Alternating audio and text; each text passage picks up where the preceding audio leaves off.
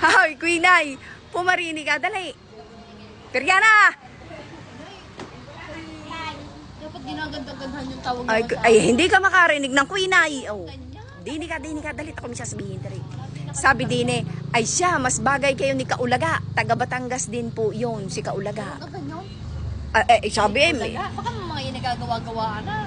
Baka mamaya ay wala man palang ganyan. Pero Ayan. kilala ni Bea. Ay, hindi ko alam, hindi naman ako babad na babad sa garto, sa ano. Magsisinungaling pa ka mga hindi babad na babad.